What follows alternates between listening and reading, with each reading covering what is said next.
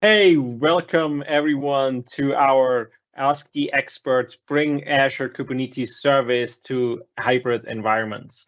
My name is Thomas Maurer. I'm a cloud advocate at Microsoft, and I'm joined by an awesome team of people, which are the people behind AKS on Azure Stack HCI. And I would like to introduce them in just a bit. But here's some housekeeping stuff. Obviously, this is a live Q&A session, so feel absolutely free to bring up your questions, type them in the window. You have a short form where you can type your questions, and we will try to address the questions.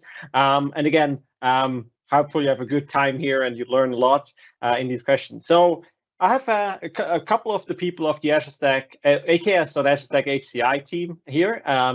Probably you have seen Mike and Meetbilasha before, but let's introduce us. Hi, Mike. How are you doing? Can you tell me a little bit how are you doing today? Hi, Thomas. Thank you. So my name is Mike Kostersitz. I'm a principal PM lead on the AKS on-premises team, which builds the infrastructure and Kubernetes solution for Azure Stack HCI. I'm a white male, lots of gray hair, a gray beard, and a Seahawks t-shirt, a Seahawks sweatshirt, sorry. And I have a dog in the background, as you could hear. I've been working in the Kubernetes space for the last 6 years, worked before on Windows Mobile and a bunch of other things. So have been at Microsoft for quite a while, about 28 years, if I recall correctly. And I'll hand it over to one of our teammates, one of my teammates here, Sarah, go ahead. All right. Hello, hi, I'm Sarah Cooley. I'm a white lady working in Seattle. I'm wearing a gray sweatshirt and have long blonde hair. I am also a senior program manager lead on the AKS on-premises team, working on AKS HCI with the rest of the fine folks on this call. I focus on security and making sure that we release monthly and in a reliable fashion. And have been working in the virtualization space for a number of years. So I've been working on Hyper-V and spent a few years working on mixed reality along with a pile of other stuff. So it's been fun. And I've been around Microsoft for like 10 years now and worked on open source before that. All right. Handing it off to our lovely partner. We'll start with Raymond. How's that?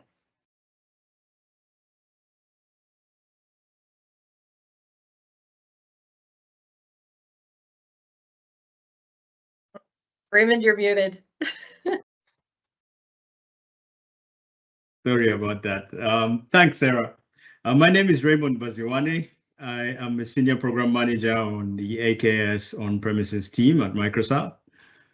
I work on delivering a seamless upgrade experience for customers, and also part of the team, I sort of lead what we call the North Star architecture work stream. And occasionally I work with the SQL team to sort of deliver like SQL or Arc enabled data services. So you'll occasionally find me talking about Arc data services in certain presentations. I've been with Microsoft for about a year and a few months. And yeah, and enjoying my experience here. Awesome. I'll hand it over to my colleague Meetbilasha. Hey guys, I'm Meetbilasha. I'm a PM on the AKS on-prem team now, and I primarily work on how can we best use what's present in Azure today on AKS HCI and provide that end-to-end hybrid management experience for AKS HCI. I'm wearing a bluish green sweater today that I just bought yesterday, so I'm very happy about it. Awesome, thank you very much. You can see here, everyone, we have a great team, a lot of people for different angles for AKS on Azure Stack HCI. And I want to start with one of the first questions we get a lot, basically, because we offer already AKS, obviously, in Azure as a cloud service hosted in the public cloud in our Azure regions. And now we offer it as a solution, which is like running on-prem in the data centers with AKS and Azure Stack HCI. So Mike, can you tell us a little bit more about the benefits and why we are doing this and what we are actually offering with AKS on Azure Stack HCI? Sure, Thomas. So this is really a great question, and we get that quite often from our customers. And one of the big benefits of using AKS on Azure Stack HCI, if you're already familiar with AKS in the cloud, you'll feel right at home using AKS on Azure Stack HCI. It's very, very similar to what you're seeing in the cloud. It also works very well if your application requires a hybrid deployment, say on the edge. You want to run part of your application in the cloud, but that part needs to be closer to your users. For example, for point of sale systems, we've seen that quite a bit. Also in the retail space, running the store applications like inventory, things like that on-prem in the store itself, so that it is available even if the cloud connection is down. But then when you have the connection to the cloud, you can actually update your models and all the other things in a central location in the cloud, and then analyze that from HQ, for example. We've also seen a lot of healthcare solutions built around Kubernetes on the edge that run patient management and other things on-prem, where the data can't leave the local site or the local country or region, and then have the reporting into the cloud with like anonymized data, for example, and analyze that there. So we have seen multiple or several different use cases around AKS on Azure Stack HCI. Okay, no, thank you very much. Again, this is super interesting, and a lot of good use cases there for our customers, especially in a hybrid world. One of the questions we get a lot, because obviously, like, this is a Microsoft product, right? And it's delivered as a service in Azure and now on Azure Stack HCI. One of the questions I get, and this is for Raymond, is this just like to host Windows Server containers, or can I also run Linux containers on AKS and Azure Stack HCI? Yes, definitely. And I guess that's the beauty of containers. Yeah? Let's assume you've built and packaged an application that you need to run in a Linux container. As Mike mentioned in the presentation, AKS on Azure Stack HCI, we support both creating Linux and Windows worker nodes. So for your Linux containers, you then have the option of hosting these in, say, a Marina Linux-based VM. And Marina, in case you're curious, it's Microsoft's open source Linux distribution. So yeah, Linux containers are fully supported on AKS HCI. So yeah. Okay, no, awesome question again. Thank you very much for the answer. There is another question coming in, but before that, I also want to say, hey, people, if you have questions on AKS and Azure Stack HCI, feel free to use the Q&A form. We will be happy to try also to answer some of your questions in the background as well. So make sure you get your questions in, and we can take that time to go forward. So one question came in and was asking about basically how secure is AKS on Azure Stack HCI, and I want to hand this off to Sarah. Can you tell me a little bit more about security in AKS and Azure Stack HCI? Yeah, of course. So first off, security could in and of itself be a full talk, so I'll try and keep it concise. But AKS HCI, like every other Microsoft product, needs to be secure by default, and we've taken that principle to heart. So not only does AKS HCI take advantage of the security layers built into HCI and built into Windows Server for your on-premise environment, but we also have a pile of Arc extensions that you can use if you're managing AKS HCI connected to Arc. So we have Azure Defender support, we have Azure Policy, so we can use the managed users that you have available in Azure to manage your Azure connection, your Azure resources. Well, we also respect your on-premise environment and the permissions and encryption and policy that you have running locally as well. From a container perspective, we support GMSA v2 for Windows containers if you need to connect up to domain resources. We support all of the identity frameworks and basics that you have built into Kubernetes, so you can use, of course, like cert-based kube configs, namespaces, etc. but we also support AD. So if you want to have an AD protected cluster, you can use AD as your authentication type for your cluster layer. And we're working on AAD support as we speak. So we'll keep up with the latest and greatest in AKS over time. We have a pile of security built into our cloud management layers, so you can use extensions that are particular to Azure, as well as the basics built on HCI and that you inherit from Windows Server. Okay, no, this is amazing. I just learned a lot about like the integration, and especially I found interesting is the Azure ADs or the Azure AD stuff coming up. Really love that one. So we'll see how that goes. Then, well, Sarah just talked a little bit about Azure hybrid integration and how we can obviously make things more secure. But there's a lot of more things happening, and the question really becomes, well, I have now these AKS on Azure Stack HCI clusters running. How do I manage these? And is there a good way using the cloud or the Azure control plane to do so? So I want to ask Meetbilasha, how can I actually use Azure to manage these stuff, or is it just on-prem? And if I can, what can I do with it? Yeah, no, for sure. I think though we've tried doing a very good job about integrating with Azure Arc for Kubernetes, and the reason why we have like focused on that as a product is because through Arc enabled Kubernetes you get access to all of these extensions using which you can manage your on-prem AKS HCI clusters and other resources. And I think what I found super interesting about this whole approach is that these extensions can be used to manage not just AKS HCI clusters, but if you're someone who's been on-prem forever, then you'd probably be migrating from VMs to AKS clusters or Kubernetes clusters on-prem, and there's going to be quite some time when you're going to have your applications running both in VMs and Kubernetes clusters, and these extensions have support for both. So it's not just AKS HCI using which you can manage using the extensions you can manage AKS HCI clusters, but you can do an end-to-end hybrid management using these Azure extensions.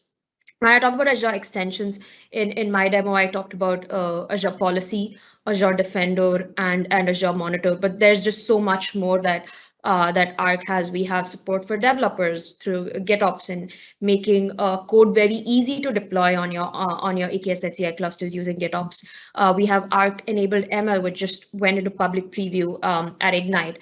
And you can train your data sets in Azure and then run them on the edge on AKS HCI clusters. So whatever inherent goodness is there in Azure, it's being bought inside Azure Arc enabled Kubernetes, and then you get to use all of that goodness on-prem on AKS HCI. Okay, that is fantastic. I love that. Well, there are multiple parts, if I understood you correctly. There's one part where we actually manage the Azure Stack HCI, then the AKS on Azure Stack HCI would do all the management, but then we also enable Azure Arc enabled services on top of this, like the data services and stuff like that. So pretty cool stuff there. We have a great question coming in about lab environments and making sure like how can people actually try this out, as well as properly licensing and how that works. So I want to give this question to Sarah. Can you tell me a little bit about how licensing works and like what could I do to actually enable a lab environment so I don't spend too much money on it? Yeah, so this is kind of a fun one for labs specifically. Backing up and talking about licensing overall for a second, AKS HCI uses the same principles as an Azure service. So there's absolutely no cost for installing the AKS HCI infrastructure, and then we're going to be billing based on fractions of an hour of consumption and the actual worker resources that you're using. So if you install AKS HCI and all you have is a management cluster, so you're just doing Kubernetes management, that is free. As soon as you start creating Linux or Windows worker nodes, so you start having vCores that are dedicated to a workload that's not the management infrastructure, then we start billing based on consumption. So, and in addition to that, we do have a 60-day free trial. So if you want to go and install AKS HCI, you can go and do a 60-day experiment without being charged anything, whether you're making a management or a target cluster worker cluster. So feel free to try it out. That part is free. Once you've extended the 60-day free trial, however, we only bill based on consumption. So if you're doing like a 1-day hands-on lab, as long as you're diligent about cleaning up running workload clusters, you don't need to uninstall. You can continue to upgrade, but as long as you stop the worker clusters that you have running through Kubernetes, you won't be billed for having an idle environment running. So yes, I know that during the day of your lab of a lab, or when you're doing active development, that will cost money, but that's the same as it would be for any other Azure service with consumption-based billing. So free and cheap to get started, and then we start billing after that in competitive ways with other Kubernetes managed solutions. Okay, no, great. That's some great stuff. And again, I will definitely go out and try run this in my own lab here. Another interesting question which just came up was specifically about how can we upgrade? And the question actually was, can we use Azure Arc to upgrade AKS and Azure Stack HCI to a new version, or how does that work? So I want to shoot this question for Raymond to ask him, like, how does the upgrade process work? How do we actually update our AKS clusters and stuff? Yeah, that's a good question, and we've been getting it a lot. How do you run upgrades in AKS HCI? So the way upgrades work in AKS on Azure Stack HCI is actually quite simple, right? As Mike also talked about in the presentation, basically, once you've pulled down the latest PowerShell modules, either using PowerShell or Windows Admin Center, the process is quite straightforward, I would say, for that matter. And depending on which of those user experiences you choose, the first step is always to update the management cluster or the KVA in KVA or the AKS host. We basically have so many names for it. But that's pretty much a single command in PowerShell, or just one click of a button in Windows Admin Center to trigger the update process. So after updating the management cluster, you now have the option of upgrading your workload clusters, and here you can choose whether to upgrade the Kubernetes version, for example, or to patch any of the worker nodes, etc. And also just to give you a peek of what happens under the hood when you trigger an update is we perform what we call a rolling update. The first thing you will observe after the images are pulled down is a new VM will be created, right? And we always recommend customers to sort of plan for capacity in this case, because we are going to be creating a new VM that would sort of replace the older one with the new bits installed. So you need enough storage, memory, extra IP addresses for that, and once that VM is basically started and it's well provisioned and running, the old VM is basically the configuration is migrated, and then the old VM is deleted or removed from the cluster, and then that process moves on to the next component in the cluster. So yeah, in a way that's generally what happens under the hood when you update.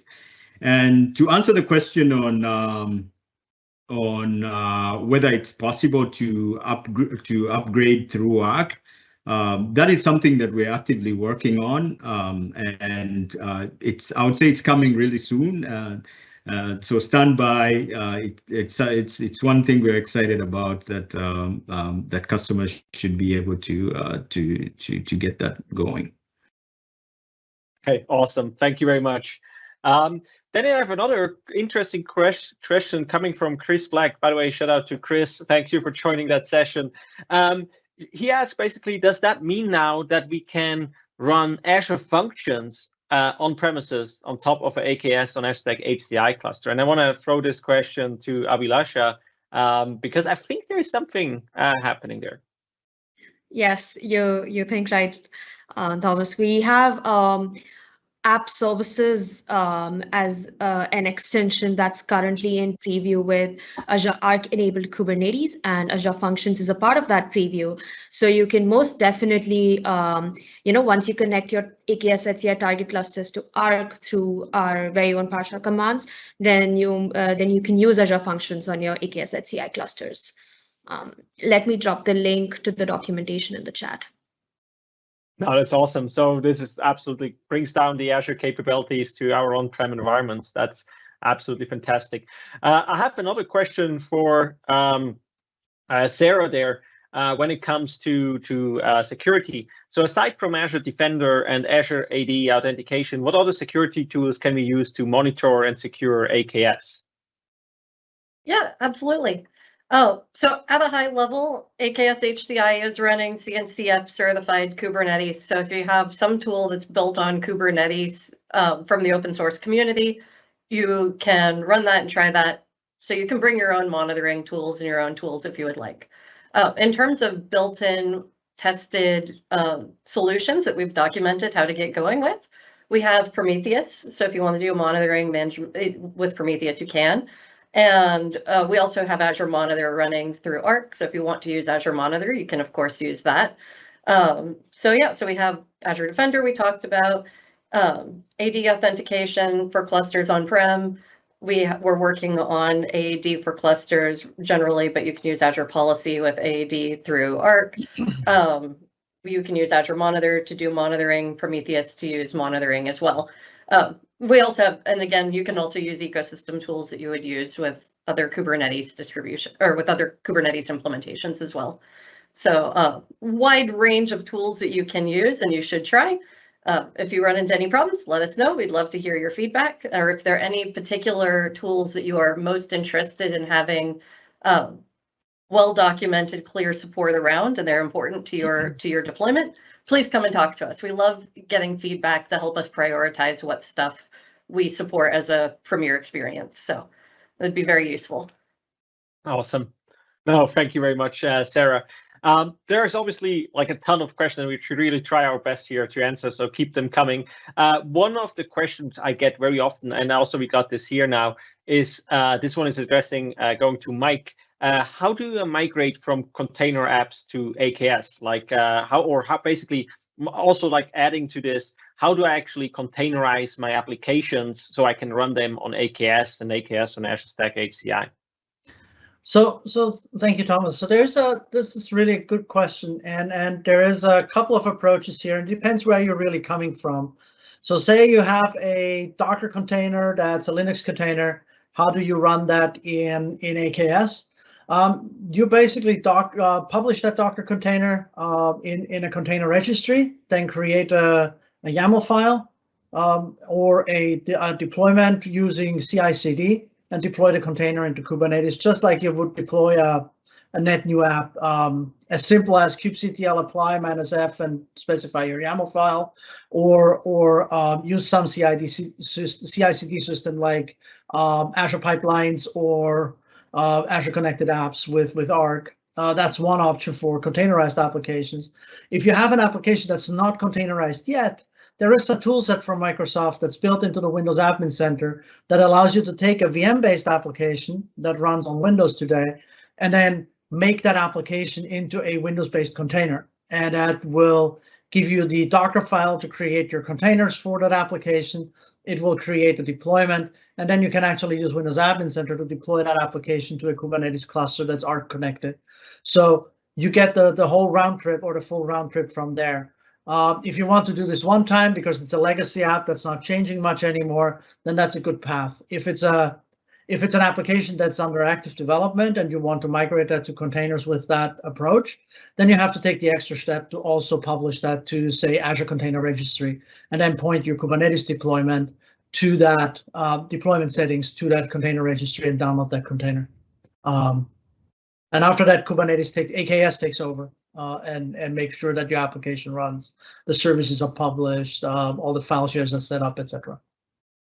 Oh wow, this is awesome. So we have the whole story from actually like really like containerizing an app, or taking existing containers, bring that to the Azure, for example, to the Azure Container Registry, and from there then deploy to AKS or AKS and Azure Stack HCI wherever we need it. So exactly. Absolutely great stuff.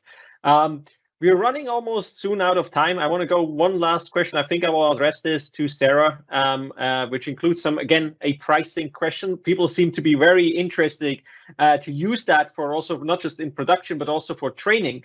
So the question is, does your pricing include personal dev enterprise tenants that are non-production and strictly used for personal training? So Sarah, can you tell us a little bit more about this? Yeah, so unfortunately not at this point. So at this point, we don't have separate pricing channels for production versus dev and different scenarios, but we're always super happy to hear feedback. So I'm glad that you asked. And please, it's always good to ask. We'll take the feedback back to the team. So keep talking to us about discrepancies between like what you see in billing and what you would like. But for now, no, similarly to AKS, we purely charge consumption-based. But yeah, you never know going forward. So as we're starting to open up more preview rings, who knows what the future holds, but not at this point. Thank you. And to add to that, Sarah, thank you. This is a great answer. To add to that, if you have a Visual Studio subscription, you also get some Azure credits that let you run an AKS environment on premises on a Windows server, for example. And that's what I do with my personal MSDN subscription. I'm using the $150, I think, what it is, and I get easily through a month by just Arc connecting my my applications or my target clusters to my MSDN subscription. Awesome, great stuff. Yeah, again, like it's great to play around with that technology, and I'm happy that people are so interested in that. One question I get, and I found this very interesting, and I will let like you decide who picks that one, is so if you look at the benefits of connecting a Azure Stack HCI AKS cluster using Azure Arc versus another Kubernetes type of cluster with Azure Arc, what are kind of like the benefits and the differences when using Azure Stack HCI on AKS? Meetbilasha, do you want to take that one? Yeah, for sure. There are so many benefits, but since we're talking about pricing, let me start with that, right? So when you connect your AKS HCI clusters to Azure Arc, you get some extensions for free. For example, today, Azure Policy and GitOps, if you're using with any other Kubernetes distribution in Arc, would be charged. But for AKS HCI, that's free. So you pay for the vCores that you use on target clusters for AKS HCI, and then you can connect GitOps and you can connect policy, and both of that is free on AKS HCI. That's not the case with other Kubernetes distributions that you connect. The second one is the one Microsoft story, right? You have just one support team that you can use for both your day zero experience, creating your Kubernetes clusters, and then also managing your Kubernetes clusters using Arc extensions, using Azure services. So all of that is just one support channel that you have to go through, versus if you're using another distribution, that's two things that you have to manage. And the third one is that a lot of the new features in the roadmap that we were alluding to, all of that is integration that we're doing with AKS HCI first, since we're all Microsoft, and then they will come to other Kubernetes distributions. I'm sure Arc has that in their roadmap. But at the same time, I feel like we will be the first ones with the new features in, and also I think when responding to customer feedback comes into the picture, I think we're better at managing that and moving fast. Awesome. Thank you very much. I think we are currently almost out of time. I want to give Mike quick the question, like the end for what does the future hold for AKS on Azure Stack HCI, and where can people learn more? Sure. So this is a really great question. And we're always looking for improving each of these products and allow for more use cases and learn more about your use cases or your customers' use cases. But actively, we're working right now, as Abhilash already alluded to, on more integrations for the Arc connected Kubernetes clusters, and then also using more of the functionality that Azure Stack HCI, like GPU, SRIOV, SDN offers. And so if you want to find out more, or you want to post your own use case or request a feature, you can follow our public roadmap at aka.ms, AKS-HCI-roadmap. And if there is also a link to open a new enhancement request, feel free to publish what you're looking for, and we'll definitely take a look at and let you know in GitHub what we're doing there and how it's progressing. Thanks so much for all these great questions. It was really a pleasure meeting you all. Thank you very much for everyone joining. Have a good day and enjoy the rest of the sessions. Thank you. Bye-bye.